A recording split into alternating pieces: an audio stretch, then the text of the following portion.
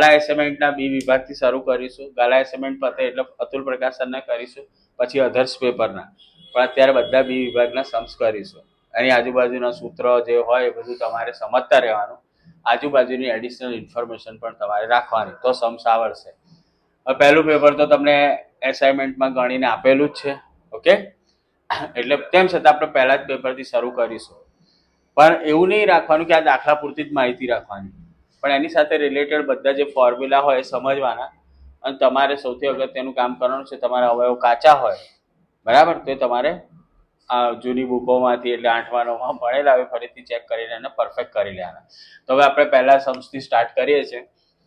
તો પહેલો સમ્સ 25માં છે, તમને દ્વિઘાત બહુપદી આપેલી છે, x² + 7x + 10. ઓકે, તો હવે આ બહુપદી છે એને આપણે શૂન્ય શોધવાનો. શૂન્ય શોધવાનો મતલબ શું થાય કે આ જે દેખો આ લગભગ દ્વિઘાત સમીકરણને મળતું આવતી જેવી વસ્તુ છે. પણ શૂન્યનો મતલબ શું થાય કે આની અંદર x છે. હવે આ x છે એની વેલ્યુ કેવી છે, તો એ x ની વેલ્યુ એવી છે કે જે આપણે શોધી એ વેલ્યુને એની અંદર મૂકીએ તો એનો જવાબ શું થઈ જતો હોય? 0. પણ એ કયા 0 છે આપણને ખબર નથી. તો આનું સોલ્યુશન આપણે અવયવની રીતે લઈશું. તો પહેલા આ 10 છે, આની દેખો આની આગળનો સહગુણક કેટલો કહેવાય? 1. એટલે આ બેનો ગુણાકાર કરો, આપણને જવાબ મળશે કેટલો? 10. ઓકે, હવે આ 10 મળે છે એના એવા ભાગ પાડવા, અવયવ પાડવાના બરાબર, ભાગ પાડીએ એમ કે સાથે એનાથી જે સંખ્યાઓ મળે એને સરવાળા બાદબાકી જે રીતે કરવાનું હોય એ રીતે લાવવાનું એનું સ્વરૂપ. અને આપણો જવાબ આપણો જોઈએ +7 આવવો જોઈએ. તો આપણને 10 એટલે ખબર છે, 5 દુ 10 આ તો ઇઝી ટેબલ છે એટલે આવડે. હવે અહીંયા સાઇન કેવી છે? પ્લસ. તમારા મોટા નંબર છે એટલે મોટી સંખ્યા આગળ પ્લસ મૂકવાની, 5માં 2 એડ કરવા પડે તો 7 થાય. તો થઈ ગયા. તો આ બંનેનો જવાબ 7 થશે. અહીંયા xx કરી દો તો કેટલો થયો? 7x થઈ ગયો. ઓકે, હવે અહીંયા આગળ દેખો સહગુણક 1 છે એટલે આપણે ડાયરેક્ટ એના અવયવ લખી શકીએ છીએ. તો દેખો અહીં આગળ શું થશે? x પ્લસ કેટલા થશે? +5. અને કેટલા થશે? x + 2. બરાબર. હવે એના 0 શોધવાના છે એટલે એને 0 સાથે સરખાવીશું. તો x + 5 બરાબર શું થશે? 0. તો x બરાબર -5 બરાબર. અને x + 2 બરાબર 0. તો x બરાબર શું થશે? -2. કોઈ કન્ફ્યુઝન છે? પહેલાની ફરીથી શરૂઆત કરીને ધ્યાન આપો. હવે તો પહેલા દેખો આની અંદર આપણે બે શૂન્ય આ પણ આપણે શું બહુપદી મેળવવાની છે દ્વિઘાત. એનું સ્વરૂપ જોઈ લઈએ. તો એનું સ્વરૂપ છે ax² + bx + c. ઓકે, હવે એના બીજોનો સરવાળાનું સૂત્ર આલ્ફા + બીટા બરાબર શું થાય? -b/a. -b/a માઇનસ જ છે એટલે જવાબ શું આવશે? પ્લસમાં. બે બીજોનો ગુણાકાર એટલે આલ્ફા × બીટા c/a બરાબર કેટલું આપ્યું છે? 1/4. બંનેમાં અહીંયા સિમિલર સરખું એ છે અને અહીંયા પણ 4 છે એટલે આપણને એક વેલ્યુ ખબર પડી ગઈ. એ બરાબર કેટલા થશે? 4. બી બરાબર અહીંયા માઇનસ અહીંયા આગળ કેટલા થશે? +1. અને સી બરાબર પણ કેટલા થશે? 1. આ એનું સ્વરૂપ છે દ્વિઘાત બહુપદીનું.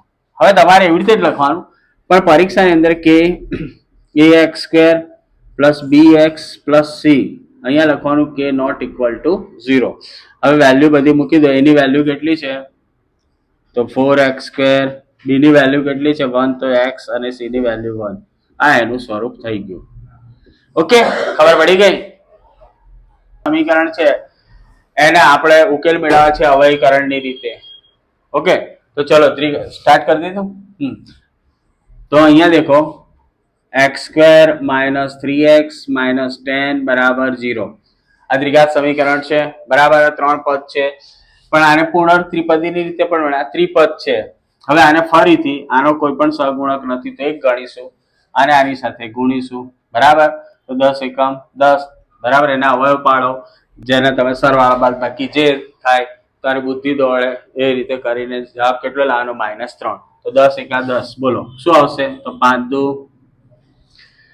અહીંયા આગળ સાઇન કેવી છે? મિડ ટર્મ પર, મધ્ય પદ પર. તો માઇનસ છે તો અહીંયા માઇનસ, અહીંયા કેવી મૂકવી પડશે? પ્લસ. તો આગળ જવા દઈએ. સો અહીં આગળ શું થશે? x - 5 અને બીજું શું થશે? x + 2 = 0. તો x બરાબર 5 + 5 और x બરાબર શું થશે? -2. આ એના શૂન્ય થઈ ગયા. બોલો પડી ખબર? 28 નંબરની અંદર જો સમાંતર શ્રેણી આપેલી છે. સમાંતર શ્રેણીનું સૂત્ર શું છે ખબર છે ને બધા? ટર્મ કોઈ પણ પદ શોધવું હોય દેખો સમાંતર શ્રેણીમાં બે રીતનું હોય, બરાબર. એક તો સરવાળો હોય અથવા કોઈ પદ શોધવાનું અથવા અજ્ઞાત પદ શોધવાનું હોય. કયું પ્રથમ પદ ઋણ હશે, છેલ્લેથી કયું પદ થશે, બધા અહીં આગળ તો બહુ સરળ છે હજી, બરાબર. તો પહેલા એનું શું ફોર્મ્યુલા બધાને ખબર છે, an બરાબર શું થાય, a plus n minus 1 into d. આ એનું ફોર્મ્યુલા છે. હવે અહીંયા દેખો કેટલામું પદ શોધવાનું છે, 10મું શોધવાનું છે. તો અહીંયા કેટલા મૂકીશું? 10. હવે એ અને અહીંયા અત્યારે એની વેલ્યુ પછી મૂકીશું. અહીંયાથી એક ઓછા થઈ જાય, ગમે ત્યારે ડાયરેક્ટ એક ઓછા કરીને મૂકી દેવાનું. તો એ 10 બરાબર, ચલો પ્રથમ પદ કેટલું છે? 2. ડિફરન્સ કેટલો છે? 7 માંથી, એટલે પાછલા પદમાંથી આગલું પદ માઇનસ કરવાની. આ વધતી શ્રેણી હોય ને, વધતી શ્રેણી કહેવાય. જો વધે છે તો ડી પ્લસ થાય, ઘટતી શ્રેણી હોય તો ડી માઇનસ થાય. ઓકે, તો 7 માંથી 2 જશે કેટલા આવશે? 5. બંનેનો ગુણાકાર કરો, 45. ટોટલ થશે 47. આપણો જવાબ છે. ઓકે, પ્રથમ 1000 ધન પૂર્ણાંક સંખ્યાનો સરવાળો શોધો. સરવાળોનું સૂત્ર 2 છે. એક Sn બરાબર n/2 બરાબર 2a n minus 1 into d, બરાબર. તો જ્યારે પ્રથમ અહીં દેખો, પહેલા આપણે પ્રથમ 1000 ધન પૂર્ણાંકો તો 1 થી શરૂ થાય અને લાસ્ટ ટર્મ કેટલું થશે? 1000. તો આ પ્રથમ પદ એ થયું અને લાસ્ટ ટર્મ થયું આપણા માટે, બરાબર. તો હવે પહેલું અને છેલ્લું પદ આપી દીધું છે અને n ની વેલ્યુ કેટલી થશે આપણા માટે? તો n બરાબર થશે 1000. હવે આ ત્રણ વેલ્યુ આપી છે તેના પરનું સૂત્ર Sn બરાબર n/2 બરાબર a પ્લસ l. ચલો અહીંયા આપેલા છે n ની વેલ્યુ કેટલી આપેલી છે? 1000. અહીંયા a પ્લસ l કરો તો 1 પ્લસ કેટલા થશે? 1000. અહીંયા આગળ ડિવાઈડ કરો તો આન્સર કેટલો આવશે? 500. ઓકે, અને અહીં આગળ 1001. ચલો મલ્ટીપ્લાય કરશો તો બધાને ગુણો. દેખો આને શૂન્ય અત્યારે કાઉન્ટ કરો તો આને 5 સાથે ગુણો તો દેખો બધાથી ગુણતા જાઓ. 5 એકમ 5. ઊંધેથી સીધી ગણશો તો આપણે શું કહેવાય, પેલું કહેવાય ને ઉપર આવે એને શું કહેવાય? અરે ઉપર આવે ને, હા ચલો જવા નહીં કેવું.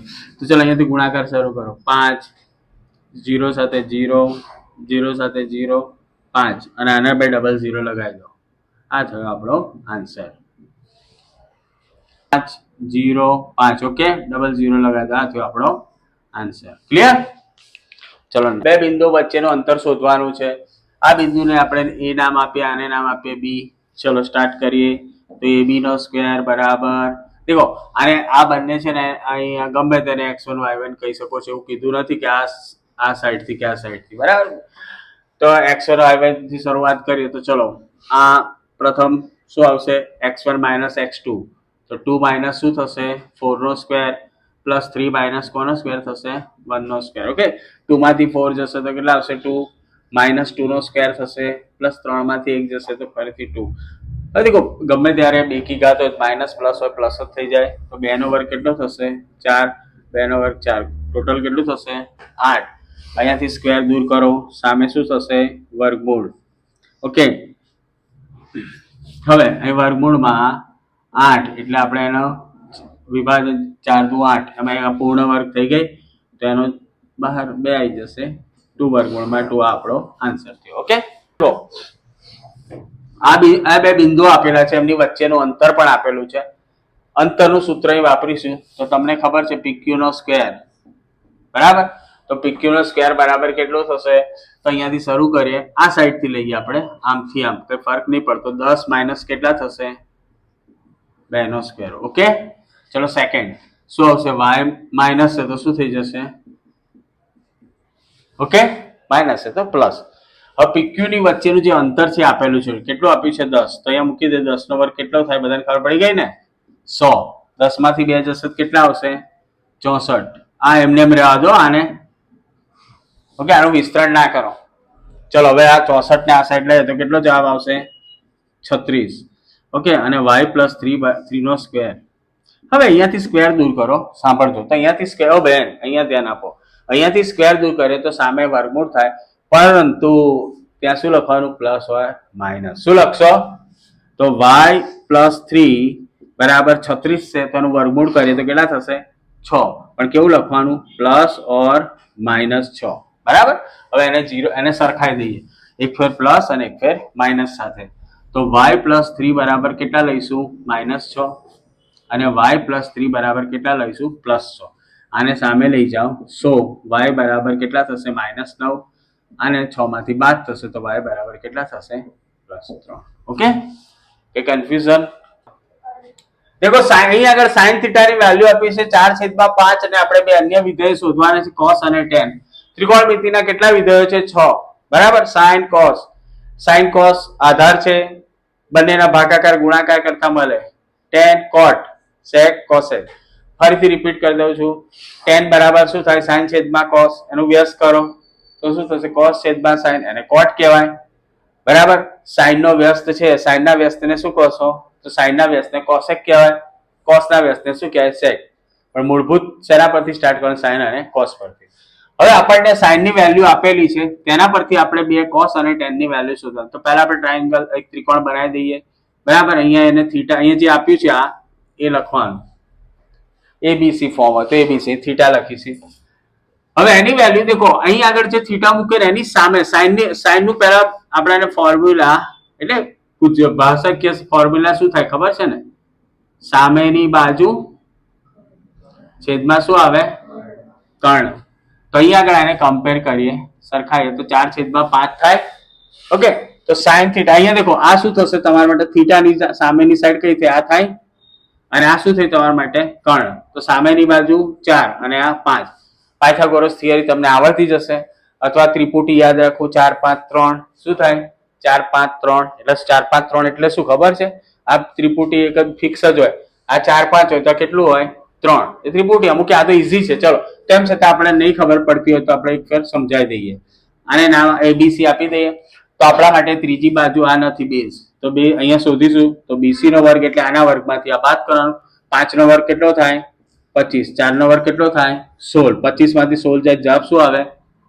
9. તો BC ની વેલ્યુ કેટલી થશે? સ્ક્વેર રૂટ દૂર કરતા 3. આવી ગયો જવાબ? બસ હવે તમારા માટે એટલું ઈઝી બની જશે. ચલો પહેલા આપણે એને સરખાઈએ. તો cos થીટા તમને ખબર, cos એટલે શું થાય? પાસેની બાજુ છેદમાં કર્ણ. ચલો પાસેની બાજુ કેટલી છે બોલો? તો 3. 3 છેદમાં કેટલો આવશે જવાબ?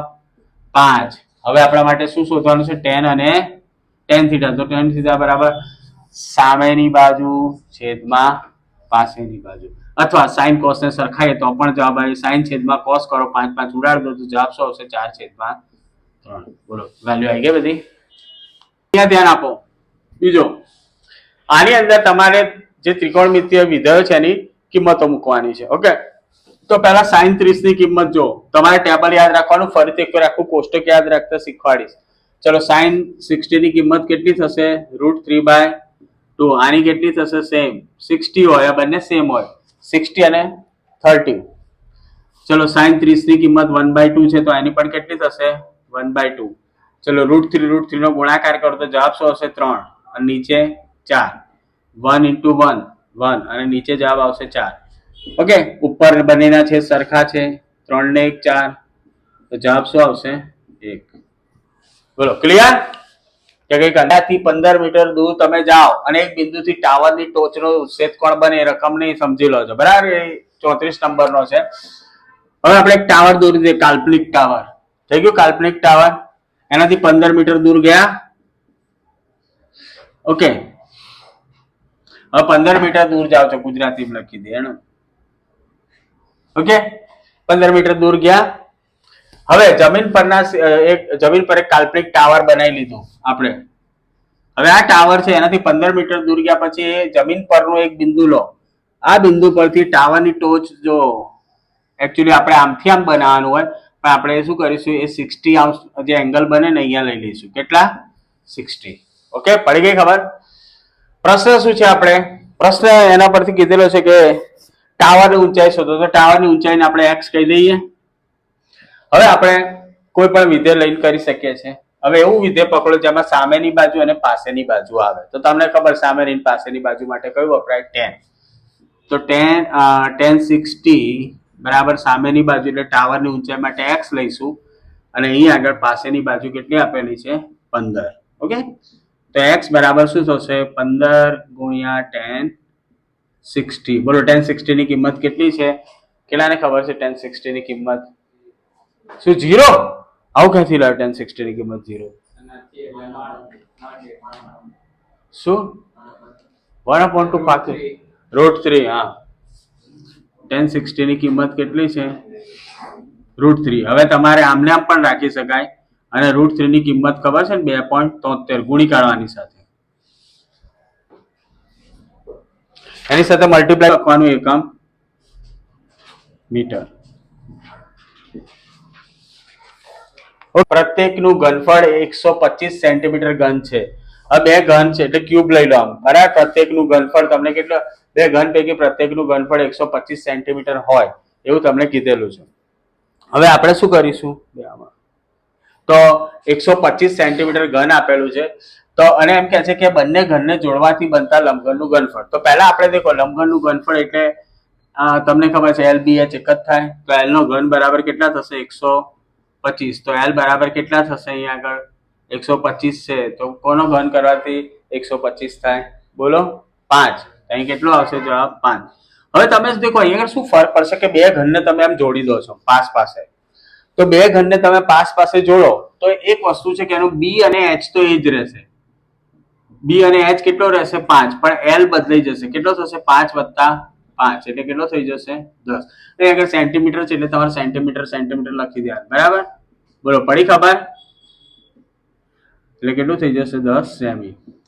હવે અહીંયા આગળ તમારે એનું હવે જ્યારે તમે બે ઘનને જોડી દો છો ત્યારબાદનું આપણે શું શોધવાનું છે? એ જે ઘન છે એનું ઘનફળ. તો ફરીથી એનું ઘનફળનું સૂત્ર એટલે બંને ઘનને જોડવાથી હું લખતો નથી, L × B × H. હવે આ તમારો L બદલાઈ ગયો છે એટલે નામ શું આપી દઈશ એને? L1, બરાબર. તો L કેટલા લઈશું? 10. B બરાબર કેટલા લઈશું? ઓકે. તો અહીંયા આગળ આપણે 25 અને એની સાથે શું લગાડે તો કેટલા થશે? 250 સેન્ટીમીટર. L B × H કરીએ તો L બરાબર કેટલા છે આપણા માટે? અહીંયા આગળ બદલાયેલા એ 10 છે અને 5 × 5 તો કેટલા થશે? 250 સેન્ટીમીટર ઘન. ઘનફળ શોધો તો ઉપર ઘન થાય, ક્ષેત્રફળ તો સ્ક્વેર થાય. બોલો ક્લિયર? ચલો અહીંયા D આપેલો છે, D બરાબર કેટલો આપેલો છે? 5 આપેલો છે. હવે સ્ટાર્ટ કરી દે. ચલ ફરીથી કર દે પછી સ્ટોપ કરી. હવે ચલો તો હવે દેખો અહીંયા આગળ આપણે D આપેલો છે તો D બરાબર કેટલો છે આપણા માટે? 5. એટલે નીચેની સાઈડ પર આપણે D આપણે શું કરીશું તો એને હાફ કરી દે તો R બરાબર કેટલા બનશે? 2.5 સેન્ટીમીટર છે તો શું લખીશું? સેન્ટીમીટર. ઓકે. હવે અહીંયા આગળ એની આભાસી ક્ષમતા શોધવી છે એટલે એનું સૂત્ર તો કેટલું બનશે? πr²h, બરાબર. અંદર સમાનની ક્ષમતા શોધવાની છે એટલે શું સૂત્ર બનશે? ઘનફળ. તો πr²h. તો અહીંયા આપણી પાસે R તો છે, બીજું એની ઊંચાઈ આપેલી છે. શું છે? પ્યાલાની ઊંચાઈ એટલે H બરાબર કેટલા આપેલા છે આપણને? 10 સેન્ટીમીટર. તો એની આભાસી ક્ષમતા હું લખતો નથી કે ભાઈ આપણે શોધવાનું છે, આપણો પ્રશ્ન લખી દે ભાઈ. તો તેની આભાસી ક્ષમતા બરાબર શું મૂકીશું? πr²h. પાઈની કિંમત 3.14 લેવાની કીધી છે એટલે 100 મૂકીશું. પછી r² એટલે 2.5 10 2.5 10 અને બીજું આપણે કેટલા મૂકવાના છે અહીંયા આગળ? એટલે 5 ને 5 રહેવા દઈશું તોય ચાલશે, બરાબર. હવે દેખો અહીંયા આગળ કેટલા છે? શું કે H બરાબર કેટલા મૂકવાના છે? 10. તો 1 × 10 તો ઉડી ગયા. ઓકે. હવે અહીંયા આગળ બીજા બધાને ઉડાડીશું નહીં, પણ અહીંયા આગળ દેખો 314 × 25 × 25 કરો કેટલા થશે? 625. અને હવે આપણે કેટલા? 100 × 10 આટલા પોઈન્ટ કાપીને મૂકી દે તો 314 × 625 કરો જલ્દી સ્પીડમાં. 196,250. શું 196,25 એની પછાડી કઈક આવતી હશે તેનો ગુણાકાર કરીશું ભાઈ તેના 196,250, બરાબર. હવે અહીંયા આગળ દેખો કેટલી 0 કાપી દઈએ, પહેલો 0 ગયો અને હવે 100 ના 2 પોઈન્ટ કાપીશું તો જવાબ શું થશે? 196.25 સેન્ટીમીટર સેમી. n ની વેલ્યુ આપેલી છે, l ની આપેલી છે, cf આપેલા છે, f આપેલા છે અને h પણ આપેલો છે. તો મધ્યસ્થ શોધો. તો મધ્યસ્થનું સૂત્ર બધાને ખબર છે ને? શું છે? m બરાબર બોલો m બરાબર l plus n/2 minus cf upon f ગુણ્યા h અથવા c જે લખો એ ક્લાસ લેન્થ. ચલો એલ ની વેલ્યુ કેટલી આપેલી છે ફટાફટ બધા બોલવા લાગો. એલ બરાબર 60. ચલો પછી એન બરાબર કેટલા છે 53. પછી સીએફ ની વેલ્યુ કેટલી છે 22 22. પછી એફ ની વેલ્યુ કેટલી આપી છે 7. એચ ની વેલ્યુ 10 છે. ઓકે ચલો હવે કઈ રીતનું આમાં કારીગીરી કરીશું તો પહેલા દેખો 53 ને 2 વડે પણ ભગાય અને 22 દુ 44 કરીને 2 લઈ લે. ચલો આપણે શું કરીશું પહેલા આને ક્રોસ ગુણાકાર કરતો 22 દુ કેટલા થશે 44. 53 માંથી 44 માઇનસ કરો જલ્દી ફટાફટ. ચલો ગણા લાગો લેવાના જલ્દી ફટાફટ. 60 n by 2 ચલો 53/2 બરાબર માઇનસ કેટલા છે 22 અને પછી છેદમાં એફ ની વેલ્યુ 7 અને 10. હવે દેખો આમાં તમે આને 2 વડે ડિવાઈડ કરીને લઈ શકો છો અને તમે આને ક્રોસ ગુણાકાર કરીને લઈ શકો છો. વસ્તુ તો સરખી થશે. ચલો પહેલેથી જોડે છે 53 ને 2 વડે ભાગી દે તો કેટલા આવે 26 દુ 52 છે એ પ્રમાણે ગણ્યો તો કેટલા થશે 26 પોઈન્ટ કેટલા થશે 5 થાય અને નીચે કેટલા આવશે 7. ચલો 26.5 માંથી 22 બાદ કરો આવડશે કે નહીં 26.5 માંથી પોઈન્ટ કેટલે 4.5. હવે 4.5 છે અહીં ધ્યાન આપો તો આ બાજુ ક્લીન દેખાય છે ને તો 60 પ્લસ આમાંથી આ માઇનસ થશે તો કેટલા આવશે 4.5 અને એને ભાગીશું 7 વડે. ચલો 7 વડે ભાગો એટલે 7 વડે એટલે એને 10 વડે ગુણો તો કેટલા થઈ જશે 45 થઈ ગયા. 45 ને 10 વડે ભાગો. ચલો સ્પીડમાં જલ્દી ભાગાકાર કરો 45 7 ને ભાગે વાહ વાહ કેટલો 6 7 42 એટલે 6 પોઈન્ટ સમથિંગ આવશે. કર જલ્દી કે અહીં આગળ 6.43 આગળ ચાલે બસ આટલું જ લેશું અત્યારે 2 પોઈન્ટ. ચલો એને પ્લસ કરે તો 64 પોઈન્ટ કેટલા આવશે 43. અહીંયા 66 સોરી 66.43 આવી ગયો જવાબ. ઓકે